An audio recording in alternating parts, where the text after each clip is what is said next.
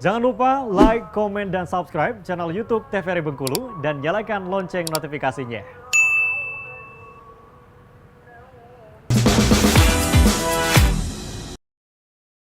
Balik lagi di Opini, obrolan pas di sini. Nah, pemirsa masih bersama dengan Bapak Linden di sini.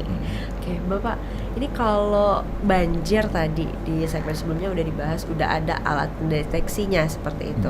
Nah, kalau di gempa sendiri, mitigasinya dari teknologinya itu seperti apa? Oke, jadi gempa ini unik ya, unik tidak seperti bencana yang lain gitu. Kalau bencana yang lain misalkan seperti banjir itu misalnya terjadi curah hujan yang cukup tinggi gitu kan dalam jangka waktu periode tertentu dengan hujan intensitas sekian hari gitu kan kita bisa prediksi oh ini kemungkinan kenaikan air sekian. Jadi di hilir sudah bisa predik. Kalau gempa tidak karena memang murni pergerakan yang ada di dalam perut bumi gitu kan. Tapi ada juga bidang keilmuan yang kita sebut saja mungkin di bidang geodesi ya, itu bisa memperkirakan seberapa jauh pergerakan lempeng gitu, dan dengan pergerakan sekian senti ini kira-kira bisa merilis apa gitu, merilis energi sebesar apa, katakanlah sebesar sekian kekuatan energi yang disetarakan mungkin dengan magnitud sekian berapa gitu. Tapi posisi pastinya di mana, di titik mana, jamnya kapan, itu nggak ada yang tahu. Tidak ada yang tahu, Ya, masih rahasia ilahi semua. Tuhan yang tahu gitu. Ya. Oke. Berarti memang bencana yang alami terjadi begitu aja gitu. Iya, alami dan memang tidak bisa diprediksi gitu. Tidak bisa diprediksi. Yang bisa kita lakukan adalah mempersiapkan diri kita gitu, Pak. Tapi ada juga yang sudah mengklaim bahwa bisa memprediksi gempa, tapi ya tingkat akurasinya mungkin masih belum begitu maksimal. Mungkin mungkin masih kalau mungkin tingkat keyakinan prediksinya mungkin masih di bawah 80%. Artinya kan masih ada error sekitar 20% yang tidak serta-merta tepat akurat gitu kan. Artinya belum bisa juga dijadikan prediksi yang reliable banget gitu. Nah, ini kan yang penting adalah dari gempa ini karena kita memang tidak pernah tahu ya Pak ya bakal Betul. terjadinya kapan, penyebabnya juga secara alami. Betul. Seperti itu yang bisa kita lakukan adalah mempersiapkan diri sendiri. Dan Bapak juga sebagai orang yang berkecimpung di bidang akademisi, sebagai akademisi adalah sering sekali ini memberikan pemahaman kepada masyarakat itu seperti apa melalui sosialisasi. Nah, ketika sosialisasi kepada masyarakat itu respon masyarakat seperti apa, Pak? Ya, respon masyarakat umumnya positif ya, karena gempa ini istilahnya sudah pernah terjadi dan tiba-tiba dan sekarang dan sekian waktu tidak pernah diangkat lagi, gitu kan ya, dan beberapa waktu terakhir akhirnya ada lagi gitu kan isu-isu. Jadi ya kayak merimain mereka gitu, mengingatkan kembali bahwa seperti apa gempa gitu kan ya. Dan masyarakat kita kalau saya sering melakukan pengabdian ya cenderung kritis sih, mereka bertanya seperti bagaimana ini Pak ya, kalau gempa kira-kira seperti apa yang harus kami lakukan gitu ya. Saya jelaskan dengan cara sesederhana mungkin gitu kan, dengan cara yang saya bilang tadi ya, yang penting kalau gempa itu jangan panik berlebihan gitu. Dan kita juga harus harus mulai memitigasi, self mitigation kalau istilahnya ya, memitigasi diri kita sendiri. Kita harus pahami step by step apa saja yang harus kita lakukan pada saat terjadi bencana gitu. Ya umumnya seperti itu. Dan pengalaman saya melakukan kegiatan pengabdian kepada masyarakat gitu kan, mayoritas ya masyarakat sangat menyambut dengan baik lah gitu. Responnya positif gitu ya, Pak ya. Dan mereka sangat membutuhkan edukasi yang seperti itu. Karena ya seperti yang bilang tadi kan, gempanya tahun 2007. Terus udah tuh nggak ada gempa lagi. Nggak ada gempa yang sebesar itu lagi gitu ya. Beberapa waktu yang lalu heboh lagi nih, ada prediksi dan sebagainya gitu kan. Akhirnya kan menjadi terangkat lagi. Mereka perlu kita remind lagi, kita ingatkan lagi. Seperti ini loh riwayat gempa kita, supaya relatif lebih tenang dan lebih siap kalau terjadi gempa gitu. Nah, tapi kan biasanya nih di masyarakat ini udah teredukasi, udah paham nih teorinya seperti ini, harus seperti apa dan bagaimana ketika bencana itu terjadi. Tapi biasanya kelupaan nih Pak. Iya, iya. Tertutup semuanya dengan panik itu tadi Iya, kan. betul. Kelupaan ketika udah terjadi gempa nih udah nggak tahu kemana tadi tuh teori Iya, pemahaman betul. itu. Nah itu harusnya seperti apa sih Pak? Bagaimana sih kita untuk menekan rasa Iya. khawatir berlebih itu? Tentunya kalau hanya sekedar sosialisasi ya, itu mereka mendengarkan saja. Bisa jadi ketika mereka beraktivitas, kembali ke aktivitasnya masing-masing, ya mungkin saja akan lupa dari apa yang disampaikan Iya, gitu kan. betul. Tentunya kan upaya-upaya seperti ini harus rutin dilakukan. Dan juga yang terpenting adalah adanya simulasi gitu. Ya, Nah, setuju. simulasi kebencanaan itu sangat penting gitu kan. Seperti beberapa waktu yang lalu kalau terjadi tsunami, simulasinya seperti apa? Masyarakat yang berada di tepi pantai bagaimana melakukan evakuasi? Di mana jalur-jalur evakuasi? Mereka tuh harus sudah dikenalkan dari pada saat melakukan proses evakuasi. Mereka akan lari kemana gitu. Dan dalam waktu yang 20 menit ini biasanya kan 20 menit ya. 20 menit ini apa yang harus mereka lakukan? Nah, kalau menurut saya ya kita jangan hanya stop di sosialisasi gitu. aja gitu ya. Kita jangan hanya stop di informasi, sosialisasi, tapi harus ada simulasi gitu. Simulasi yang mengedukasi masyarakat supaya mereka lebih paham gitu pada saat terjadi gempa apa yang harus dilakukan gitu. Langkah apa yang harus mereka ambil gitu. Itu yang menurut saya juga sangat krusial dilakukan. Tapi sayangnya itu belum terjadi di realita pendidikan, atau menurut Bapak sendiri seperti apa? Ya, kalau saya pribadi sih sebenarnya sudah menyaksikan beberapa ya dari BPBD udah melakukan simulasi juga kan. Tapi mungkin ya bersinergi dengan institusi akademis dan masyarakat secara umum akan lebih bagus sekali gitu.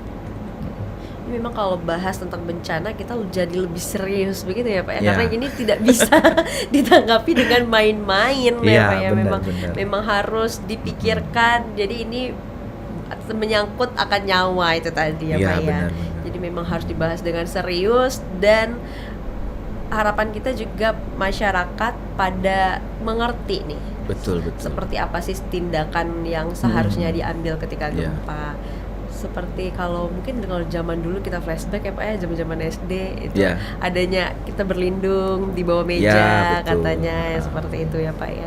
Cuma memang belum terdengar lagi nih. Benar, belum terdengar lagi. Bagaimana tuh simulasinya, pembelajarannya itu? Berarti itu harus kita tanamkan dari sedini mungkin Pak. Betul, harus dini mungkin.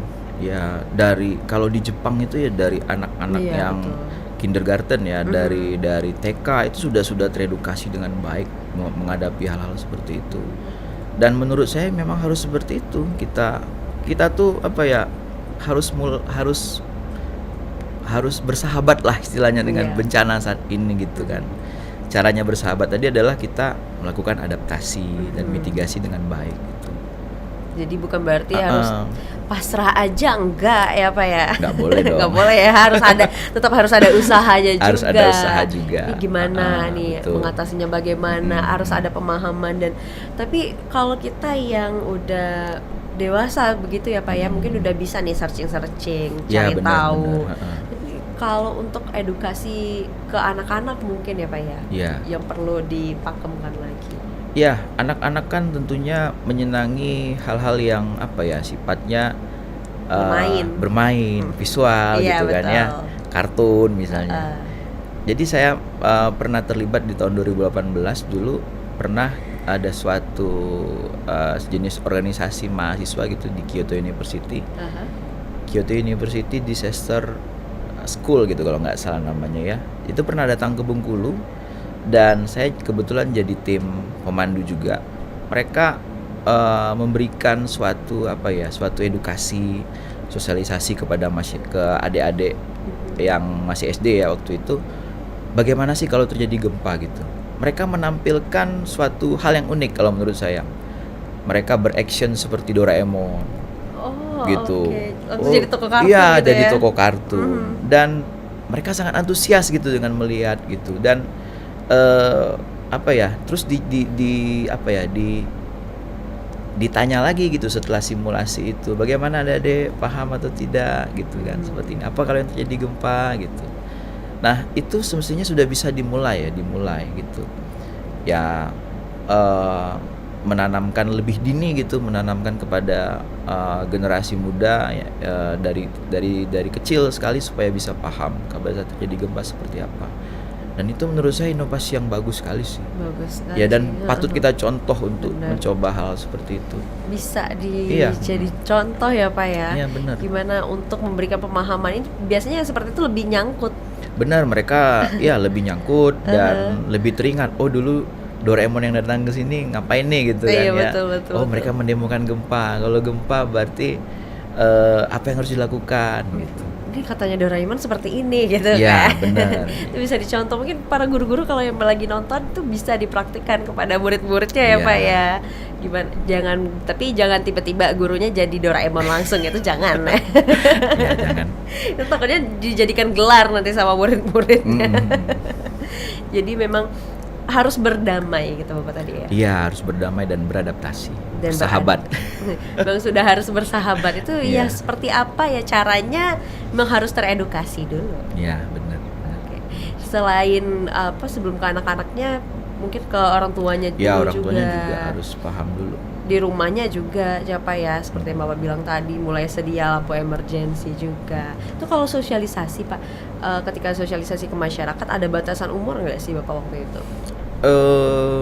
Biasanya kalau sosialisasi lebih ke ini ya, lebih ke yang sudah punya background 15 tahun ke atas biasanya ya kita ya. Ya saya belum bisa sih menjadi Doraemon banget gitu. Tapi ya yang sasaran yang ininya biasanya yang usia produktif lah kan gitu kan. Usia produktif 15 sampai berapa 40 tahun gitu kan. Mereka relatif lebih mudah mungkin ya memahami dari apa yang kita sampaikan gitu. Itu yang ini dan nggak harus punya background pendidikan apa sih, karena gempa ini nggak bicara pendidikan lagi gitu. Benar. Yang penting ya memahami secara keseluruhan bagaimana memitigasi pada saat terjadi bencana gempa itu aja sih. Oke, jadi memang semuanya pokoknya harus terlibat ya Pak ya. Iya harus Nggak terlibat. bicara tentang pendidikan apa-apa lagi Benar, gitu ya. ya. Memang semuanya udah harus melek, dan sebagai masyarakat Bengkulu juga seharusnya memang lebih paham, Iya, lebih benar. bersahabat. Lebih bersahabat. Tapi bukan berarti dirangkul gitu, enggak ya pemirsa ya, gempanya. Bahaya juga Pak. Ya bahaya kalau dirangkul beneran.